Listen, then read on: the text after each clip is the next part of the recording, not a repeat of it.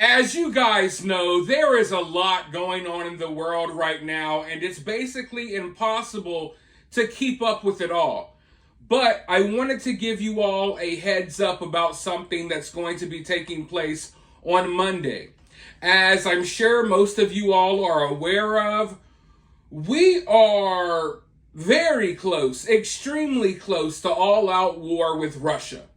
Closer than we've ever been, way closer than we were during the Cold War. And if Ukraine starts using these long-range missiles to strike within Russia, which our government, our current administration has given them to go ahead and do so, if they start doing that, I do believe that we're going to see this conflict spill out and involve more than just Russia and Ukraine. But anyways, in the midst of all of this, on Monday, NATO will be holding one of the biggest nuclear drills in world history.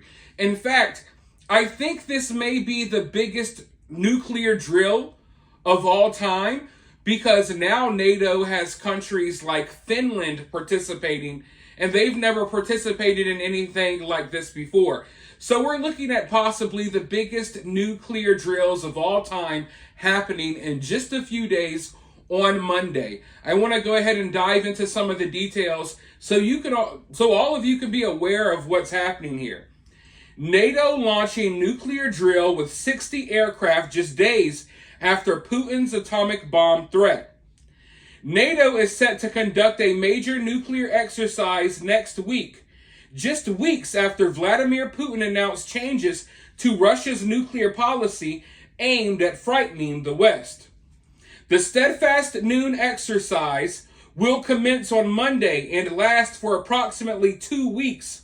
Belgium and the Netherlands will lead the exercise, which will involve 2,000 personnel and 60 aircraft from 13 nations across 8 military bases.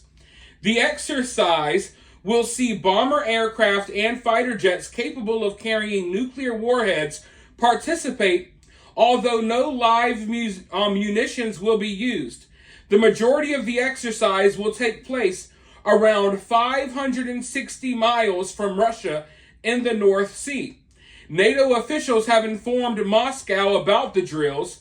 In an uncertain world, it is vital that we test our defense and that we strengthen our defense so that our adversaries know that NATO is ready and is able to respond to any threat, said new NATO Secretary General Mark Rutte during a press conference in London. The United States and Great Britain, with their strategic nuclear forces, play a crucial role in NATO's security deterrence. France also possesses nuclear weapons, but does not participate in the organization's nuclear planning group. Angus Lapsley, NATO Assistant Secretary General for Defense Policy and Planning, has stated that the exercise is designed to demonstrate the alliance's credible ability to counter any threat to its 32 member countries. He emphasized that any adversary would need to take extremely seriously indeed. Lapsley revealed that NATO has been keeping a close eye on North Korea's emergence as a nuclear power, China's rapid expansion of nuclear capabilities, and developments in Iran. However, he admitted but obviously what worries us most is Russia. He pointed out that Moscow has been investing in its nuclear forces with accelerating intensity over the past 2 years, introducing new systems and focusing more on investment in short and intermediate range weapons systems. Lapsley also noted that Moscow has recently been discussing their nuclear doctrine extensively and how it may or may not be evolving. He believes this appears to be a pretty clear attempt to influence us regarding support for Ukraine. Putin and other Kremlin figures have frequently threatened the West with Russia's nuclear arsenal. In a stern warning last month, Putin declared that a conventional attack on Russia by any country with the backing of a nuclear power will be considered a joint attack. The threat was intended to deter the U.S. and its allies from allowing Ukraine to launch attacks into Russian territory using long-range weapons, seemingly lowering the bar for potential use of Russia's nuclear arsenal. However, NATO has not observed any significant shift in Moscow's nuclear stance. Upon assuming office on October 1st, Rutte emphasized that while Putin's nuclear rhetoric was reckless and irresponsible, there was no evidence of an imminent threat of nuclear weapons deployment. Rutte suggested it was best to let Putin talk about his nuclear arsenal. He wants us to discuss his nuclear arsenal, and I think we shouldn't. Concurrently, Rutte stated that the succumbing to any threat would set a precedent that using military force allows a country to get what it wants, and we cannot do that. Daniel Bunch, chief of nuclear operations at NATO's military headquarters, noted that while dozens of aircraft are involved, much of the drill is taking place behind the scenes. Under Steadfast Noon, we seek to stress the overall system, but people in tough positions, high operations, and tempos, Bunch said. He added that coordinating things literally down to the minute of when we would put a weapon onto a target is a very complex activity. Now, nuclear strike training flights will take place over Belgium, the Netherlands, Denmark, and the United Kingdom and the North Sea.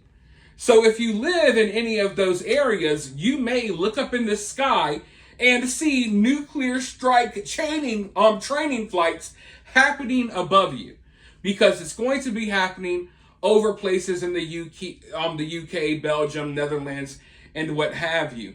So it's a very interesting, very crazy, very scary time to be alive. And if you watch my channel enough, then you know how I feel about these drills, about these training exercises.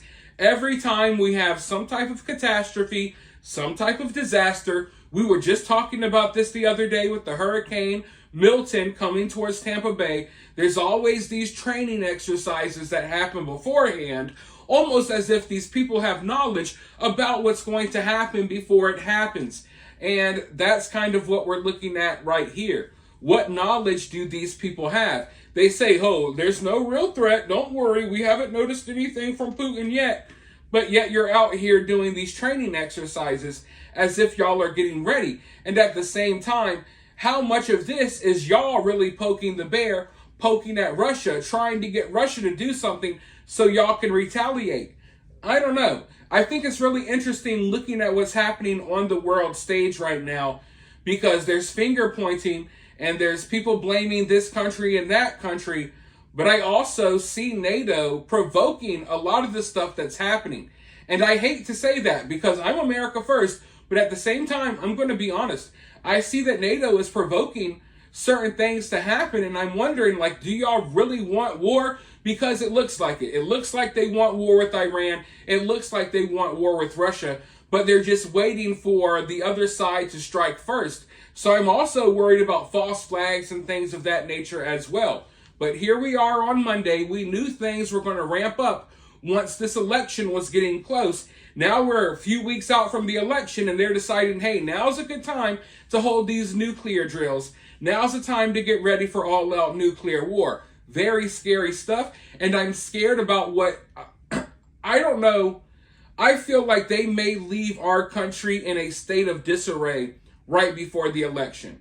I really do. And if you look at things that are transpiring around the world, you may feel the same, especially with what's going on in the Middle East. It's like Israel has ramped up their war against, it's not just Palestinians in Gaza and Hamas now.